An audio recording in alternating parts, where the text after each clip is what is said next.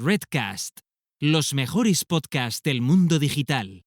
Cuando hablamos de innovación social, hablamos de retos y de procesos para resolver esos retos, pero no son retos cualquiera, son retos colectivos que afectan a una comunidad, a una parte de la sociedad. Al añadir digital, estamos ya marcando un camino para resolverlos. Pero ¿las herramientas digitales son siempre la respuesta o a veces caemos en el solucionismo tecnológico? Está genial crear apps, plataformas digitales y usar herramientas tecnológicas para dar soluciones a problemas del día a día, pero siempre que remen a favor, que estén justificadas y sobre todo que estén hechas pensando en las personas que van a utilizar esas tecnologías. El ansia de innovación puede cegar y, sin querer, dejar de lado la parte humana de todo esto, que es entender por qué es necesario resolver un determinado reto, a quién le afecta este problema y cómo va a mejorar su vida si damos en el clavo. Para dar respuesta a todas estas preguntas no queda otra. Hay que sentarse a hablar, hay que escuchar, hay que conocer realidades antes de ponernos a programar apps a lo loco. Porque además, para generar innovación social no hace falta haber estudiado ingeniería ni tener una formación específica, simplemente hace falta observar. Siempre hay algo en lo que te fijas y piensas, esto se podría hacer de otra forma, sería más eficiente así o asá, ¿no? La cuestión es que si esa idea, que ya es una forma de innovación, no la pones en común, no la compartes, pues vamos cada uno a lo nuestro, en paralelo, sin cruzar información, sin poner en común aspectos que podrían mejorar nuestra vida y la de mucha gente, en algún sentido. Por supuesto, la innovación social digital plantea muchas cuestiones importantes. ¿Quién debe liderar esta innovación? ¿El sector público? ¿El privado? ¿Sería posible una colaboración entre ambos? ¿Apoyarse tanto en la tecnología puede tener riesgos? ¿Qué tecnologías son las que más problemas van a resolver en el futuro? Liliana Arroyo es doctora en Sociología por la Universidad de Barcelona. Actualmente está llevando a cabo una investigación en el Instituto de Innovación Social de SADE en temas vinculados con la transformación digital, datos personales, sostenibilidad, impacto social, etc. Además, es responsable de Digital Social Innovation en la Fundación I2CAT. Y por si todo esto fuera poco, autora del libro Tú no eres tu selfie. Soy Carlos Iglesias, CEO en Runroom y director académico en ESADE Executive Education, donde dirijo los programas In Digital, Business Agility y Business Innovation. Os doy la bienvenida a un nuevo episodio de Real World, el podcast sobre innovación centrado en las personas.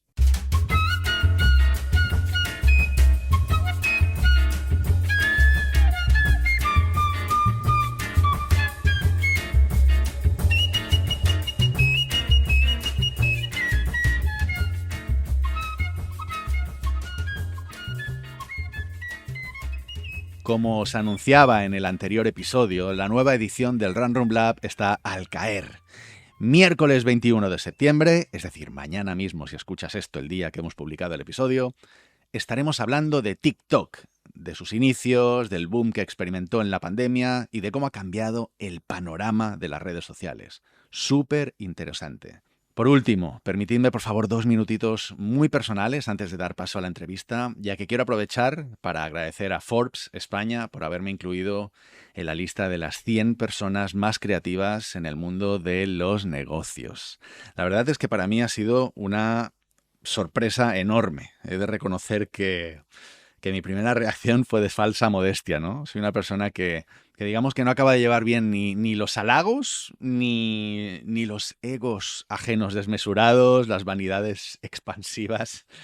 Y eso hace que a veces le quite importancia a este tipo de cosas que me pasan, pero creo que eso tampoco es justo, ¿no? Creo que debo darle la importancia que tiene. No es fácil lograr reconocimiento público por parte de una publicación tan prestigiosa como Forbes. Y probablemente esto es una de esas cosas que te pasan muy pocas veces en la vida, así que hoy quiero celebrarlo con vosotros y vosotras, fieles oyentes de este podcast. También quiero agradecer a todas las personas que yo creo que han sido clave para que algo así suceda, empezando por mis queridos amigos y socios de Runroom, Aurelio, César y Jordi, con los que, por cierto, este 2023 celebraremos nada más y nada menos que nuestro 20º aniversario. Ellos me han hecho crecer como nadie en este largo, apasionante y retador viaje. Viaje que no hubiera sido posible sin todos esos clientes que han confiado en nuestro trabajo, ni sin los cientos de personas que han querido embarcarse en esta aventura profesional que es Runroom en todo este tiempo. Gracias, Runroomers, por querer compartir un trozo importante de vuestra vida y vuestro talento conmigo. Sois una parte de verdad fundamental en esto. No me puedo olvidar de aquellas personas que también han confiado en mí en ESADE, ofreciéndome la dirección académica de programas en Executive Education o como profesor asociado. En su día, esto supuso un salto profesional enorme en mi carrera. Mención especial en este caso a Andrés Raya, actual decano asociado de programas, y también a Julio Villalobos, que fue el primero en darme la oportunidad y siempre le estaré muy agradecido. Y bueno, como no quiero convertir esto en una ceremonia de los Oscar, pues cerrar en lo personal agradeciendo también a 3 mujeres fundamentales en mi vida, siempre incondicionales. Mi mujer, Laura, mi madre y mi hermana Ari por partida doble, como Runroomer y como hermana. En fin, gracias a todos y a todas, y ahora sí, os dejo con Liliana. Pues aquí estamos con Liliana Arroyo. Liliana, muy bienvenida a Real World, gracias por estar aquí. Gracias, Carlos, es un placer poder estar con vosotros hoy aquí. Bueno, Liliana, déjame presentarte brevemente. Te voy a pedir que te introduzcas porque a mí me gusta que mis invitadas se presenten ellas y expliquen bien, ¿eh? Pero yo quiero introducirte y hacer una breve síntesis de tu currículum, que es bastante amplio. Eres doctora en Sociología por la Universidad de Barcelona. Sé que actualmente estás haciendo investigación en el Instituto de Innovación Social de SADE, donde trabajas temas vinculados con transformación digital, datos personales, sostenibilidad, impacto social, etcétera. Y además, actualmente también eres responsable de Digital Social Innovation en la Fundación I2CAT. Y además, por si todo esto fuera poco, eres autora de un libro, ¿no? De tu libro Tú no eres tu selfie, que bueno, supongo que hacer un libro debe ser también una aventura. Así que nada, bueno, esto como introducción, pero a mí sí que me gustaría que cuentes un poquito de tu trayectoria y por qué te has ido inclinando hacia esto de la innovación social digital y qué es lo que te interesa, dónde estás ahora mismo y cómo has llegado aquí. Súper. Pues la verdad es que mi currículum es el resultado de una persona con mucha curiosidad, ¿no? Siempre me ha gustado mucho ampliar horizontes de conocimiento, pero básicamente yo estudié sociología porque yo quería mejorar la vida de mis vecinos, ¿no? Y en la sociología veía la capacidad o la posibilidad, vaya, de ponerme unas gafas para mirar la realidad, para entenderla y a partir de ahí poder transformarla, ¿no? Entonces todo lo que he hecho en mi trayectoria responde un poco a esa voluntad como de impacto. Uh-huh. Entonces yo empecé con temas muy clásicos de la sociología, pues temas de educación o temas de organizaciones y tal. Y cuando terminé la tesis entré en el mundo de lo digital, ¿no? Empecé a colaborar en proyectos de investigación competitivos a nivel europeo y allí pues entré en todo lo que tiene que ver con cómo funciona el mundo digital y cómo nos afecta, ¿no? En el día a día, desde temas de privacidad a cuestiones de hábitos, que quizás es lo que más estoy trabajando ahora, ¿no? Uh-huh. Y entonces por el camino me crucé con la innovación social, ¿no? Uno de los lugares en los que empecé a trabajar en esto pues fue SADE por allá por 2016. Y entonces, desde que empecé la carrera hasta hoy tengo la suerte de poderme dedicar a eso, ¿no? A intentar entender la realidad, intentar explicarla, generar conocimiento, ¿no? Y a partir de ahí hacer divulgación de lo que vamos descubriendo a partir de estas investigaciones, pues para impulsar esa innovación social digital, ¿no? Sobre todo, yo creo que el futuro es digital, quiero que lo sea, pero creo que nos falta también un cierto recorrido, ¿no? Digamos, para que estemos en el punto ideal y que podamos estar con todas estas herramientas digitales a nuestro servicio. Hablaremos de ese recorrido, magnífico. Yo sí te conocía del entorno de SADE, pero la verdad es que yo te desvirtualicé, te lo comentaba antes fuera de micro. Yo te desvirtualicé en un taller que hiciste tú, que me encantó, súper chulo, en el Canódrom de Barcelona, que es un proyecto que, por cierto, a mí me emociona profundamente. Creo que ya he hablado varias veces de este proyecto en el podcast, ¿no? Es un ateneo de innovación social súper bonito, con unos valores y una estrategia que me encanta. Y aquello fue un taller de que básicamente estábamos madres y padres preocupadas por qué pasa con lo digital, con los adolescentes y con los niños, ¿no? Que para mí es un temazo y es algo súper importante y que creo que tiene muchísimo impacto y que no estamos muy educados, digamos, no tenemos mucha cultura de de esto, ¿no? Como padres y como sociedad en general. Y me lo pasé súper bien en ese taller y aprendí muchas cosas contigo. Qué bien, lo celebro, lo celebro. La verdad es que ese es el tipo de sociología que me gusta, ¿eh? O sea, me gusta la parte académica de reflexión y tal, pero como para generar conocimiento, ¿no? Recoger evidencias que luego nos permitan hacer ciertas afirmaciones, pero la sociología de calle y esos talleres con familias para mí le dan mucho sentido, ¿no? A mi recorrido profesional. Oye, ¿qué es esto de innovación social digital? ¿De qué hablamos? Cuando hablamos de innovación social, lo que nos estamos refiriendo es procesos de solucionar retos y problemas que tienen que ver con lo colectivo, ¿no? Y cuando le añadimos el apellido digital es cuando utilizamos herramientas, bueno, por un lado, herramientas digitales o por el otro, cuando estamos creando esa cultura digital. Como muy bien decías antes, nos falta cultura digital y lo vemos, por ejemplo, en el reto educativo en el seno de las familias, ¿no? O en el seno de las aulas o en el momento en el que nos cierran en casa y tenemos que hacer teletrabajo en remoto, vemos ahí como todas las limitaciones, ¿no? De nuestra digitalización que suponíamos que estábamos ya muy bien conectados. Entonces, la innovación social digital, desde el punto de vista que la trabajo yo tanto en ESADE como en la Fundación I2CAT, tiene que ver con juntar diferentes perfiles, diferentes actores que tienen retos comunes y que buscan soluciones creativas, soluciones nuevas para resolverlos, ¿no? Y eso, en la medida que es posible, pues a través de estas herramientas digitales, que puede ser desde crear una comunidad online distribuida en un territorio pues de personas que físicamente no pueden reunirse cada vez que deberían o que necesitarían, o pasa por desarrollar nuevas herramientas, ¿no? Es decir, tiene un rango de posibilidades muy, muy grande, pero lo que, digamos, sería el corazón sería esto, nuevas soluciones para retos compartidos con nuevas herramientas. Claro, yo entiendo que estamos hablando de retos, de problemas sociales que necesitan pues una acción concreta, ¿no? y una solución concreta. ¿Cuáles son esos retos? ¿Cuáles son esos problemas que podemos enfrentar y sobre todo enfrentarlos desde una perspectiva digital? Claro, los retos depende a quién le preguntes, ¿no? Por ejemplo, pues uno de los últimos informes que hemos hecho con ESADE tiene que ver con los bancos de alimentos, ¿no? Y decir, ostras, ¿cómo hacemos para aprovechar las herramientas digitales para redistribuir mejor la comida, ¿no? Es decir, en un momento de pandemia vemos que los niveles de demanda, ¿no? En los bancos de alimentos europeos, a nivel de toda Europa, crece del orden de un 40%, ¿no? Es decir, hay todo un 40% más Anual. de nuevas familias, bueno, con el impacto de la COVID, es decir, Vale. entre abril de 2020 y julio de 2020, o sea, solo en esos 4 meses, Wow.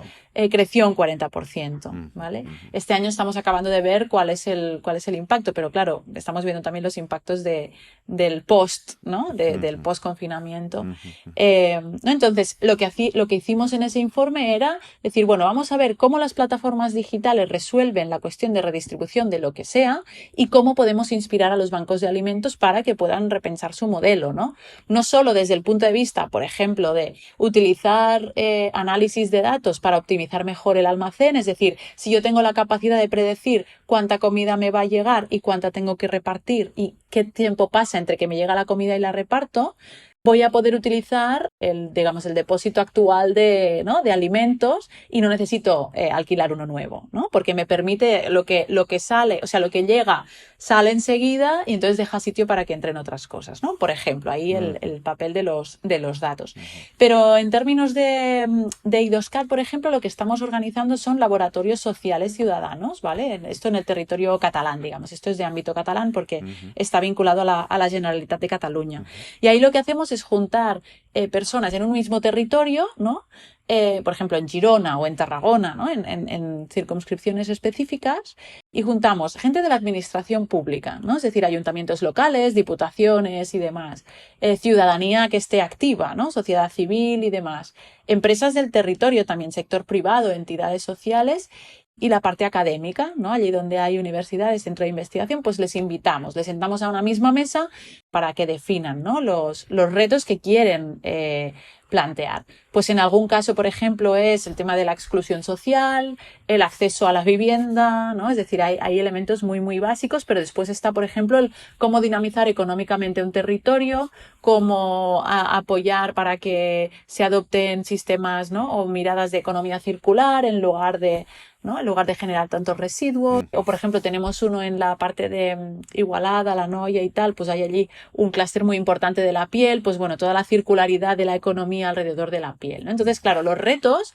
tenemos las macro tendencias, que ya sabemos que es pues el reto demográfico, ¿no? El envejecimiento de la población, tenemos el reto del cambio de la estructura social en cuanto a mercado laboral y demás, pero después tenemos retos locales, ¿no? Y esta innovación social digital de proximidad lo que se dedica es a que la gente resuelva sus problemas del día a día, ¿no? Cuanto más cerca está el reto que tú defines de la persona que lo está viviendo, más fácil que se implique, ¿no? En estos procesos de innovación social colectiva. Entiendo. O sea que vale, en este caso, pues I2CAT hace una función como de activador también de la innovación, no solo de researcher, sino también vamos a, ¿no? Liderando de alguna forma los proyectos en ámbito bastante local, o al menos en ámbito a nivel de Cataluña, pero entiendo que ahí está liderando, ¿no? Y yo me pregunto, Exacto. ¿quién debe liderar la innovación social digital, ¿no? Porque yo entiendo que I2CAT es un agente concreto, pero entiendo que deben haber más agentes. ¿Cuáles son estos actores?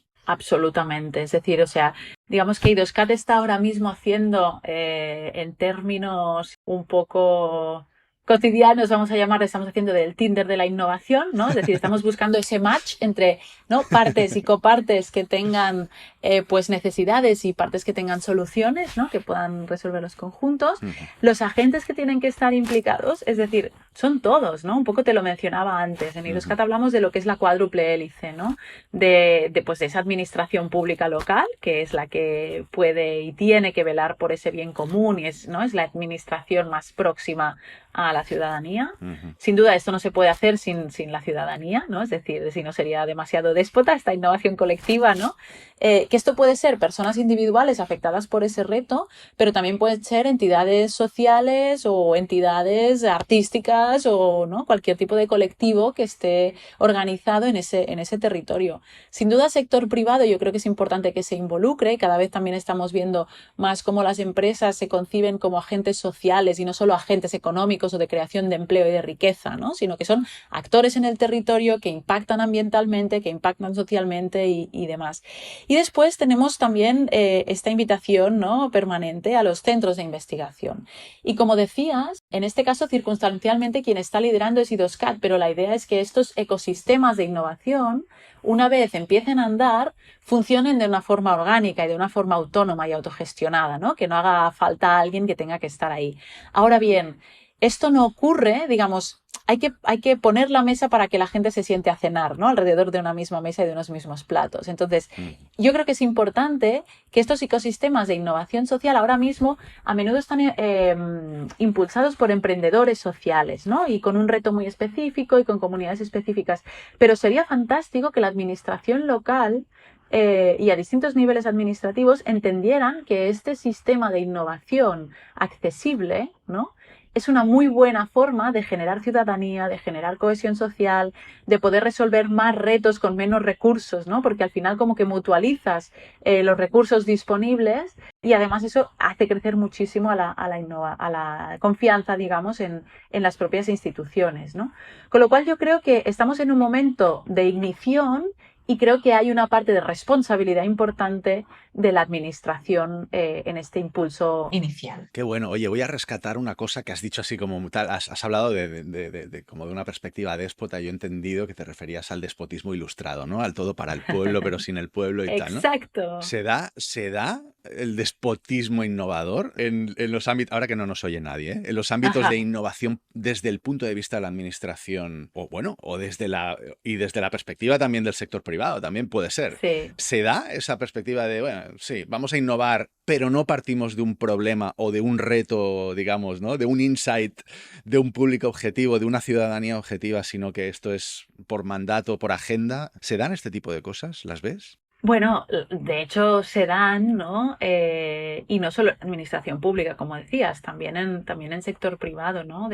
A veces se ve mucho en en emprendeduría social o en empresas que han identificado un nicho de mercado, por ejemplo, Ujú. que puede ser que responda a una encuesta, ¿no? O a algún grupo focal o algún tipo de dinámica de contacto con una parte de ciudadanía, pero siempre nos dejamos a gente fuera, ¿no? O sea, siempre pensamos en targets muy específicos y a menudo también por cómo funciona nuestro cerebro, ¿eh? Los propios sesgos de autoconfirmación, que eso ya Ujú. es mucho previo a lo digital, ¿no? Ujú. Tendimos a pensar en gente como nosotros, ¿no? Entonces, bueno, puede ser que se identifique un nicho de mercado necesario, pero a veces la solución no se le pregunta a los protagonistas del día a día, cuando sería mucho más sencillo, ¿no? Entonces, esta innovación no déspota lo que tiene en cuenta es, bueno, es que si tú eres si vas a ser protagonista de este servicio, ¿no? Vas a ser cliente final o usuario final o beneficiario final de esto, ¿por qué no te voy a tener en cuenta? Si además tú sabes lo que necesitas y muchas veces la curva inicial de inversión es más alta cuando implicas a ciudadanía porque no están a veces habituados a estos procesos, ¿no? Depende con qué tipo de colectivo cuentes, pero después a largo plazo es muchísimo más rentable, ¿no? Porque además te aseguras que no hay desviaciones en aquello que tú has producido, ¿no?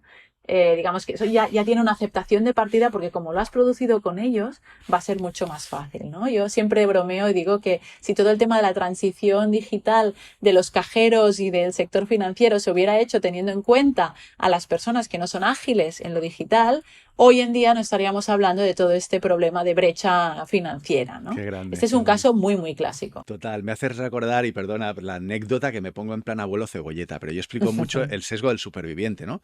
La idea, ¿no? De que en la Segunda Guerra Mundial un montón de ingenieros tenían el mandato de mejorar los aviones de los aliados, ¿no? Entonces, bueno, venían los aviones de combatir contra el ejército alemán, entonces analizaban esos aviones, mapeaban dónde tenían los impactos de bala, ¿no? Y dónde estaban los aviones agujereados, esos aviones que regresaban, hablaban con los pilotos, les preguntaban, oye, ¿dónde crees? ¿No? Intentaron entender dónde era, ¿no? Y al final de ahí sacaron un mapa que era, vale, pues aquí, estas son las áreas donde más impactos de bala están recibiendo los aviones y por lo tanto son áreas que debemos reforzar. Cuando era todo lo contrario, cuando era en realidad, claro, estás analizando solo los aviones que vuelven. Claro. Porque los que no vuelven están recibiendo impactos en los motores, están recibiendo impactos en zonas súper sensibles que te quedan fuera de tu mapa porque ya directamente no vuelven, ¿no? Lo que tienes que reforzar es lo contrario. Y estabas explicando eso y decía, ostras, es que me viene todo el rato a la cabeza eso, ¿no? A veces nos enfocamos mucho pues en pequeños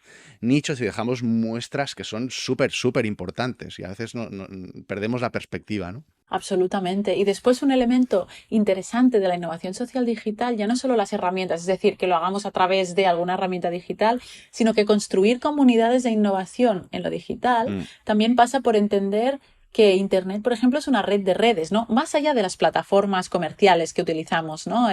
A diario y que conocemos bien y sus impactos y demás. Es importante también entender que hay retos que son compartidos, pero hay retos que son específicos y lo importante es que para cada reto invites a la comunidad que está implicada, ¿no? Eso es lo importante, ¿no? Que puedas contar con todo el universo, sea grande, sea pequeño, ¿no?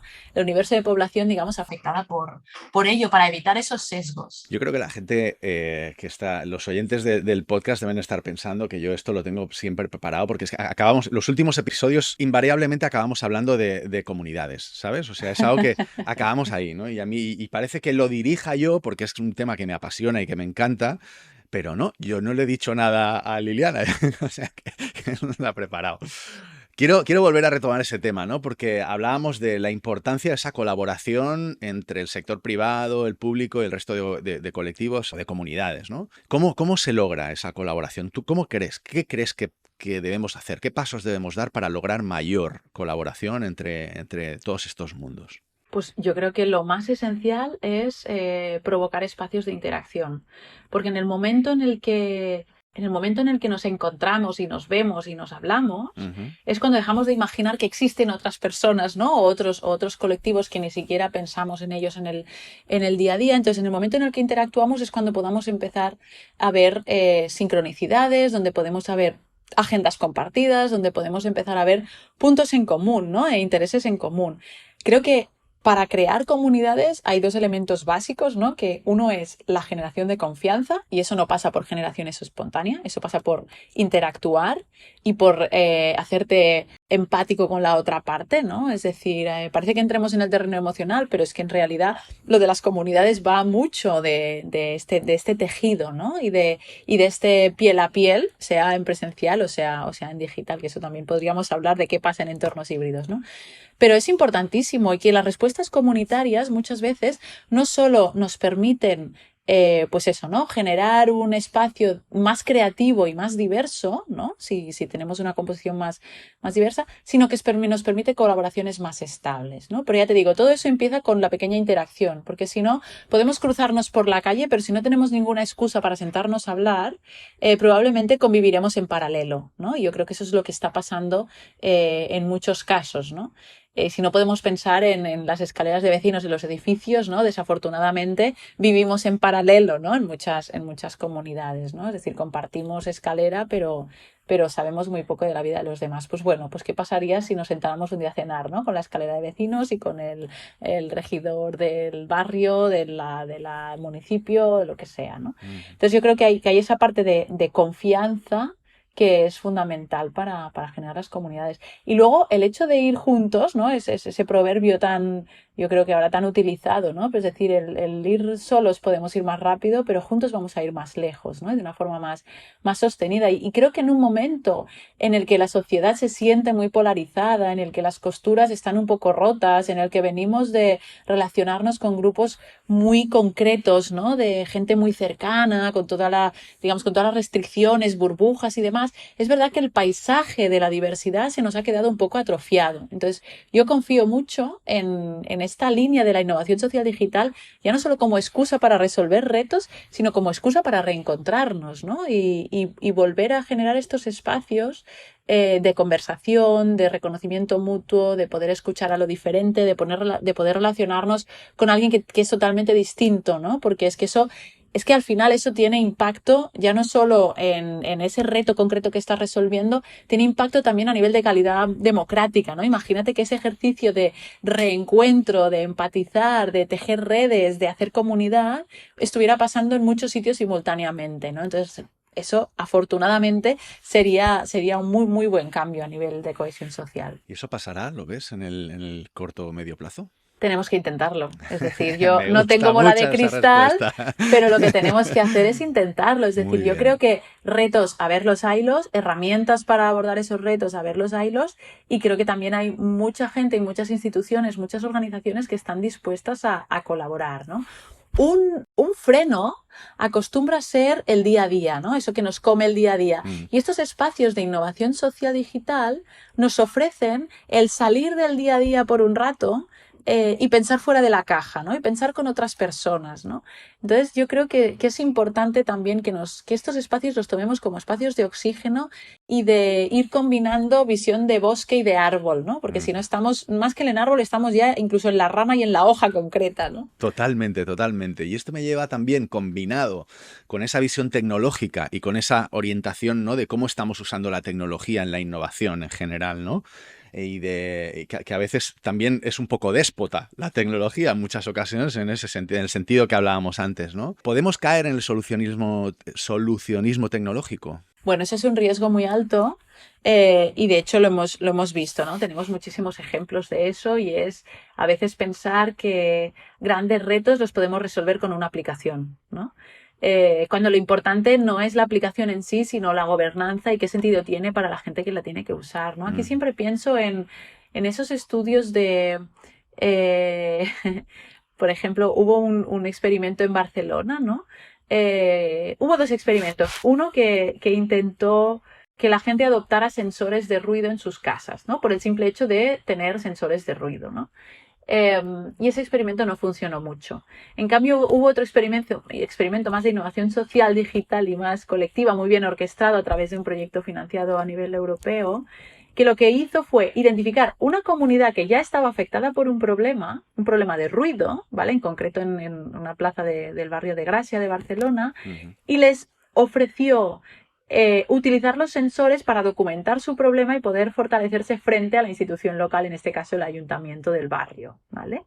Entonces, claro, es muy diferente que tú a una persona de, no sé, por ejemplo, vamos a ir al estereotipo, ¿vale? Pero a una vecina de 63 años que a duras penas le encuentra su sentido a navegar ella por internet, ¿no? O que en todo caso lo ha descubierto durante la pandemia porque necesitaba hacer videollamadas con sus nietos, ¿no? Y ahí fue cuando dijo, vale, espera, que esto de internet me puede interesar, o el tener un móvil inteligente me puede interesar.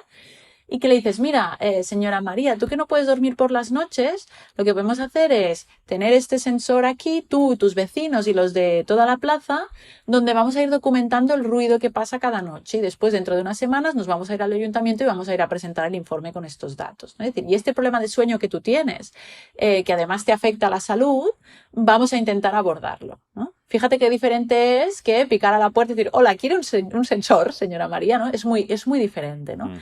Y además, en el caso de este proyecto, que se llamaba Smart Citizen, creo que es fundamental algo que hicieron muy bien, ¿no? Y es que el sensor no llegó el primer día. O sea, antes de que llegara el sensor, estuvieron 6 meses construyendo la comunidad y pasaron por la memoria histórica de pues cómo había sido la plaza, cómo se había transformado, ¿no? Para identificar el momento en el que había empezado a ser un problema el tema del ruido por cómo se estaba utilizando el espacio público y demás, ¿no? Entonces, fíjate que la comunidad va antes, ¿no? Va antes y después, no es como un sándwich, ¿no? La comunidad va antes y después y durante, digamos, de lo tecnológico.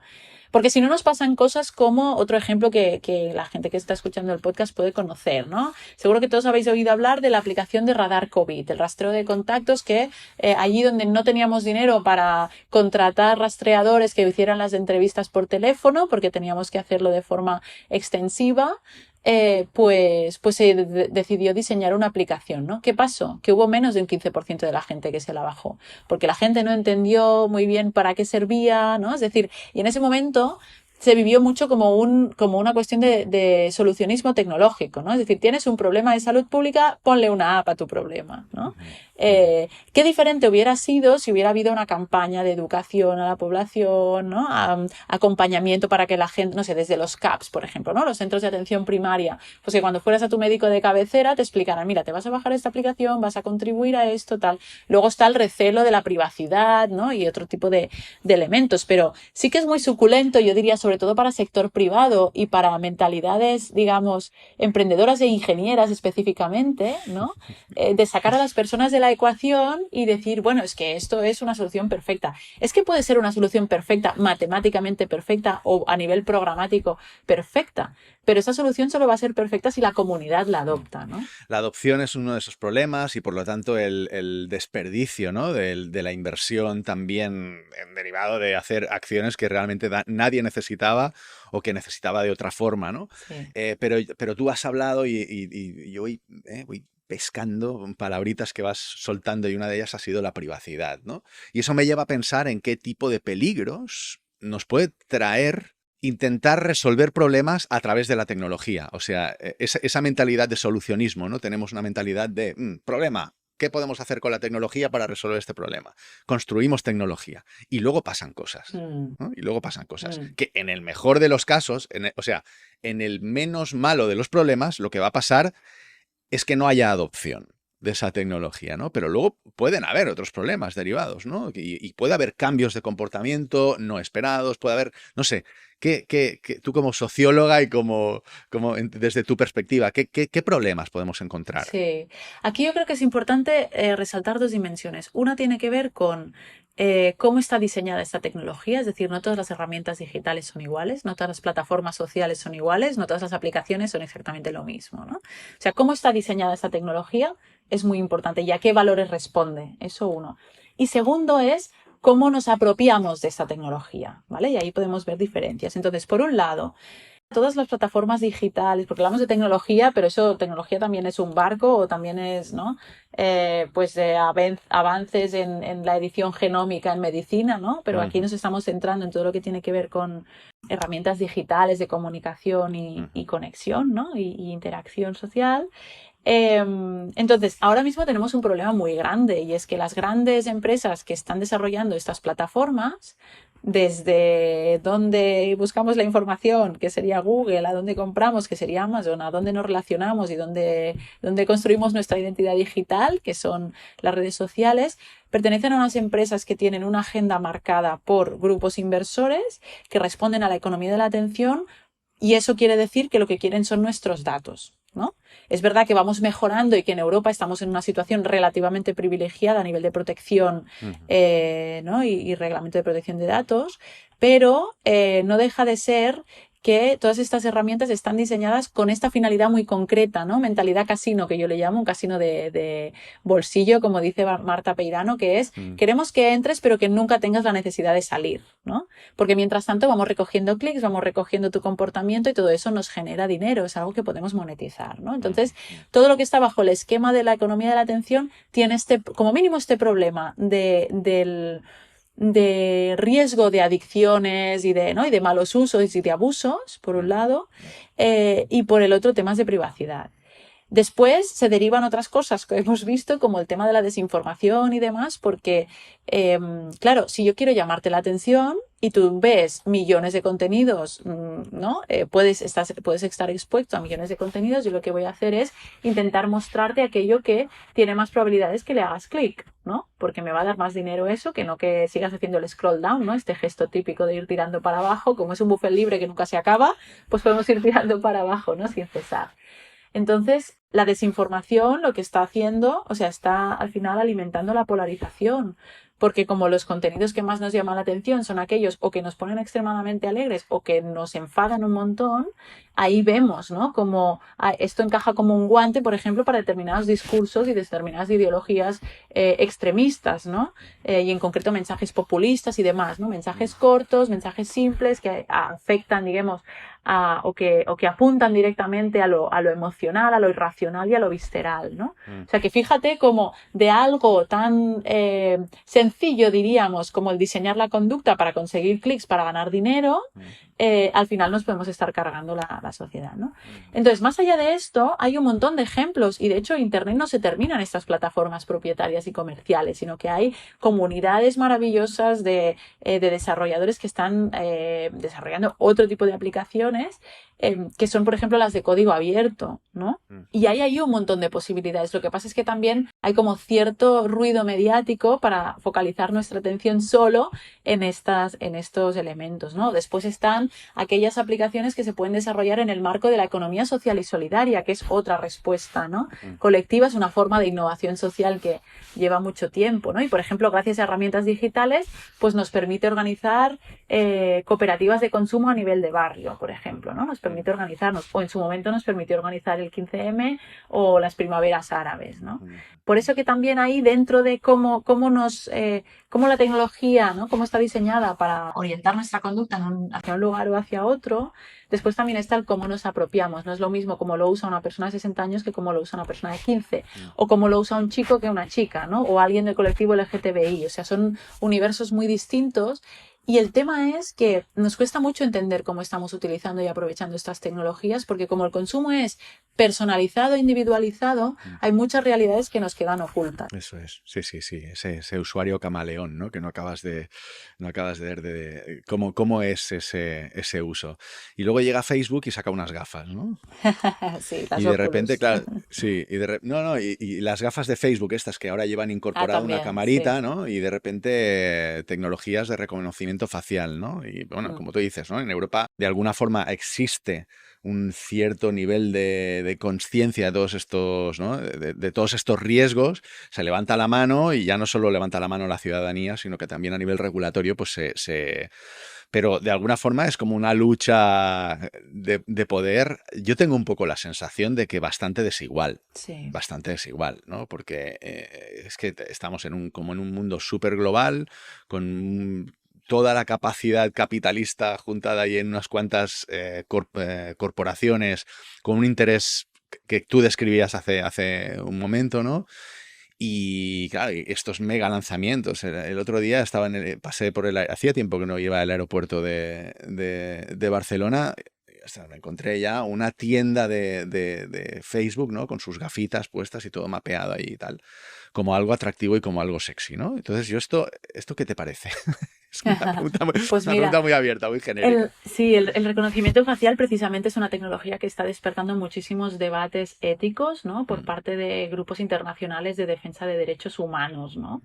Incluso grandes organizaciones de esto, defensoras de derechos humanos que jamás se habían interesado en lo digital, ahora están entendiendo que la defensa de los derechos humanos en el siglo XXI pasa por los derechos digitales, ¿no? Y de hecho la tecnología de reconocimiento facial ya la tenemos en nuestras vidas, es decir, cada vez que tú desbloqueas el teléfono con la carita o cada vez que vas al cajero o cada vez que accedes a un sitio con reconocimiento facial, ¿no? Por la cara, digamos, en broma, esa tecnología de reconocimiento facial ya está ahí, ¿no? Y lo hicieron muy bien porque primero nos la hicieron ver como algo súper útil, ¿no? Es decir, oye, cuando tienes las manos ocupadas, el móvil no hace falta ni que pongas, ¿no? La contraseña, o sea, es más rápido, tal, tal, tal. Luego ¿no? También nos la pusieron en las fronteras, ¿no? Con la excusa de la velocidad y la eficiencia y tal, que esos son como los valores que están liderando ahora mismo la innovación tecnológica, ¿no? La totalmente. eficiencia y la velocidad, ¿no? Mm, Cuando piensas, bueno, a lo mejor no queremos ser más eficientes ni más veloces, a lo mejor queremos ser más empáticos, a lo mejor queremos conectar mejor.